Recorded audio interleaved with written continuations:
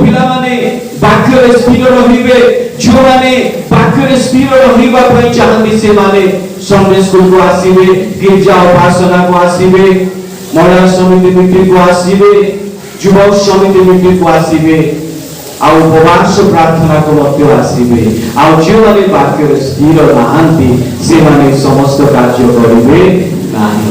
प्रभु यीशु कोन कहिले यीशु ताहन को विश्वास करिथिबा यहूदी मान को कहिले एले हम प्रभु यीशु को विश्वास करूछु ना करूछु पास प्रभु यीशु हम समस्त को कहउछन्ते वर्तमान कारण आमे मध्य प्रभु यीशु को विश्वास करूछु यीशु को निजर त्राणकर्ता रूपे हम ग्रहण करियछु बपतिस्मा नेयछु हालेलुया प्रभु जो खाउछु एले हम वाक्य रे सबले स्थिर रहिबा द्वारा प्रभु आशीर्वाद करिवे प्रभु भल भल चाकरी देबे वाक्य रे स्थिर रहिबा द्वारा प्रभु को ठाले स्थिर रहिबा द्वारा पुनि जोहन 15 पद पढिबे पिता जे प्रकार मते प्रेम करियछन्ति मु मध्य से प्रकार तुम्भ मानंकु प्रेम करियछि मोहर प्रेम रे स्थिर होई रही ताओ हालेलुया। आमें प्रभु यीशु को प्रेम रे आमे केमिति रहिबा दरकार स्थिर भाव रहिबा दरकार प्रभु यीशु को प्रेम रे आ जगतर प्रेम रे रही जो अबाध्य कार्य सब ताहा प्रभुकर आशीर्वाद नाही प्रभुकर आशीर्वाद नाही जो माने प्रभु जो पिला माने प्रभु को प्रेम और स्थिर भाव रहिबे से माने भल जीवन यापन काटिबा को चेष्टा करिवे जगतर रंगरसरे परिबा इच्छा करिवे नाही आ जो माने प्रभुकर प्रेम रे रहांती से पिला माने अबाध्य हेबे जगतर आओ प्रेम रे से माने माटी आपनार जीवन को से माने कोन कर देबे नष्ट कर देबे सेहि भाई पिला मानन को पालक भाव रे मो बिहा कहूची जागतिक प्रेम गुरु भविष्य न होउनी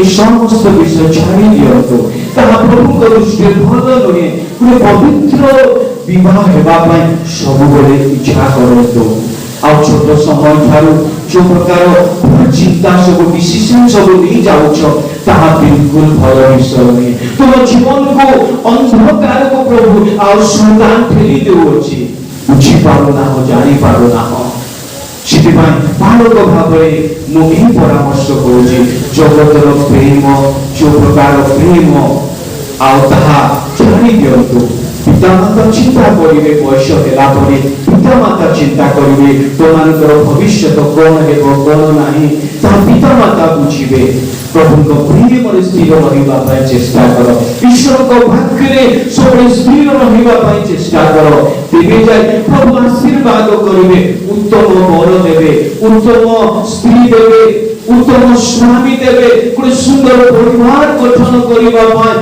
प्रभु सहाय्य करिवे असुचि होई आमे जदि विवाह हेउ ताहा प्रभुकर आशीर्वाद केबे मध्य नाही आपण मानकर भारत भाव रे ए परामर्श कहूची प्रभु को ठारे स्थिर रही जीवन यापन काटिबा पई पिला माने चेष्टा करो कारण वर्तमान सारा सम्मेलन रे विभिन्न स्थान रे छोट समय से गवर्नमेंट मध्य कोने पुरोहित आउ जाने जे 18 वर्ष कम झियो को विवाह कले मते अरेस्ट हेबो मोर लाइसेंस रद्द करा जिवो पुरी परिवार मते अरेस्ट हेबे केस हेबो 18 वर्ष ऊर्ध्व झियो रही दिबा दरकार पूरा 21 वर्ष ऊर्ध्व रही दिबा दरकार एपुरी भाबरे गवर्नमेंट मध्य नियम करि अछि एले प्रभु को ठारे स्थिर रहिबा पिला माने से माने भूल डिसिजन केबे नेबे नाही सेति भाई आमे प्रभुकर वाक्य स्थिर रहिबा करिबो प्रभु यीशुकर प्रेम स्थिर रहिबा करिबो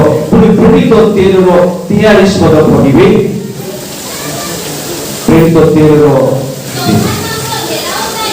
हां यहूदी वो यहूदी मतावलंबी विजातीय मानक मध्यरु अनेके पाउल वो बर्नबाक पछे पछे गले ସେମାନେ ସେମାନଙ୍କ ସହିତ କଥାବାର୍ତ୍ତା କରି ଈଶ୍ୱରଙ୍କ ଅନୁଗ୍ରହରେ ସ୍ଥିର ହୋଇ ରହିବାକୁ ସେମାନଙ୍କୁ ପ୍ରବର୍ତ୍ତାଇଲେ। ଆମେ କେଉଁ ସ୍ଥାନରେ ସ୍ଥିର ଭାବରେ ରହିବାକୁ ହେବ ପିଲାମାନେ? ଈଶ୍ୱରଙ୍କ ପ୍ରେମ, ଈଶ୍ୱରଙ୍କ ଅନୁଗ୍ରହରେ ଆମେ ସ୍ଥିର ଭାବରେ ରହିବାକୁ ହେବ। ଆମେ ଈଶ୍ୱରଙ୍କ ଅନୁଗ୍ରହରେ ସ୍ଥିର ଭାବରେ ରହିଲେ ପ୍ରଭୁ ଆମମାନଙ୍କୁ ଆଶୀର୍ବାଦ କରିବେ। ସାମୁଏଲ ଈଶ୍ୱରଙ୍କ ଅନୁଗ୍ରହରେ ସେ ସ୍ଥିର ଭାବରେ ରହିଲେ। ସେଥିପାଇଁ ସଦାପ୍ରଭୁ ସାମୁଏଲକୁ କଣ କଲେ? ଆଶୀର୍ବାଦ କଲେ। ଯୋସେଫ ଈଶ୍ୱରଙ୍କ ଅନୁଗ୍ରହରେ ସ୍ଥିର ଭାବରେ ରହିଲେ। ସେଥିପାଇଁ ସଦାପ୍ରଭୁ ଯୋସେଫଙ୍କୁ ଆଶୀର୍ବାଦ କଲେ। ଆଜି ମଧ୍ୟ ସେହି ପ୍ରଭୁ ମତେ ଆମ ପ୍ରତ୍ୟେକଙ୍କୁ ସେ କଣ କରିବା ପାଇଁ ଚାହାନ୍ତି? ଆଶୀର୍ବାଦ କରିବା ପାଇଁ ଚାହାନ୍ତି। ହେଲେ ଆମେ ଈଶ୍ୱରଙ୍କ ଅନୁଗ୍ରହରେ ସବୁବେଳେ ସ୍ଥିର ଭାବରେ ରହିବାକୁ ହେବ।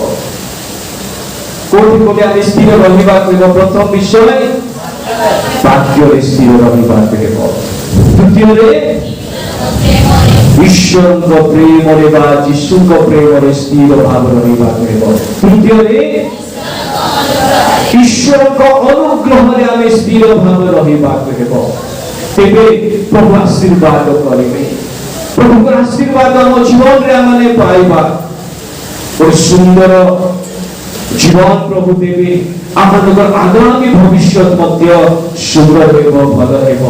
ହେଲେ ଆମେ ଈଶ୍ୱରଙ୍କର ଅନୁଗ୍ରହରେ ସ୍ଥିର ଭାବରେ ନ ରହି ଜଗତର ବିଭିନ୍ନ ପ୍ରକାର ପାପ, ଅଭିଳାଷ, ଦୁଷ୍ଟ କାର୍ଯ୍ୟ, ମନ୍ଦ କାର୍ଯ୍ୟ এই ସମସ୍ତ ଆଡ଼େ ଯଦି ଆମେ ଚାଲିଯିବା, ପ୍ରଭୁ ଯେଉଁ ଅନୁଗ୍ରହ ରଖିଅଛନ୍ତି সেই অনুগ্রহ ଆମ ଜୀବନରେ ଆମେ ପାଇପାରିବା। ଗୋଟେ ଭଲ ଭବିଷ୍ୟତକୁ ଆମେ ଚିନ୍ତା କରିବାକୁ ହେଲେ এই ବାକ୍ୟ ଅନୁଯାୟୀ ପ୍ରଭୁଙ୍କ ଠାରେ ଆମେ ସ୍ଥିର ରହିବାକୁ ହେବ। ପ୍ରଭୁଙ୍କ ଠାରେ ଆମମାନଙ୍କର ଆଗାମୀ ଭବିଷ୍ୟତ ରହିଅଛି, ଆମ ପାଖରେ ନାହିଁ, ପ୍ରଭୁଙ୍କ ଠାରେ ରହିଅଛି। ହେଲେ ଆମେ এই ବାକ୍ୟ ଅନୁଯାୟୀ ସଦା ପ୍ରଭୁଙ୍କର ସବୁବେଳେ ସ୍ଥିର ଭାବରେ ରହିବା ଦ୍ୱାରା ପ୍ରଭୁ ଆଶୀର୍ବାଦ କରିବେ। ଆମେ ଈଶ୍ୱରଙ୍କ ଅନୁଗ୍ରହରେ ସ୍ଥିର ଭାବରେ ରହିବାକୁ ହେବ। ପୁଣି ପ୍ରଥମ କରିନ୍ଥୀୟ 16:13 ପଦ ଅଧ୍ୟୟନ କରିବେ। ପ୍ରଥମ କରିନ୍ଥୀୟ 16:13 ତୁମ୍ଭେମାନେ ଜାଗ୍ରତ ରହି ବିଶ୍ୱାସରେ ସ୍ଥିର ହୋଇଥାଅ, ସାହସିକ ହୋଇ ବଳବାନ ହୁଅ। Hallelujah, hallelujah. ଆମେ ଜାଗ୍ରତ ରହି ବିଶ୍ୱାସରେ ଆମେ ସ୍ଥିର ରହିବାକୁ ହେବ। ପ୍ରିୟ ପିଲାମାନେ, ଆମେ ବିଶ୍ୱାସରେ କେତେ ସ୍ଥିର ଅଛୁ? ଆଜି ଆମେ ବିଶ୍ୱାସରେ এই বাবুই এই গোল্ডেন গোল্ডেন বড় মুন্ডা চুপচাপ বস।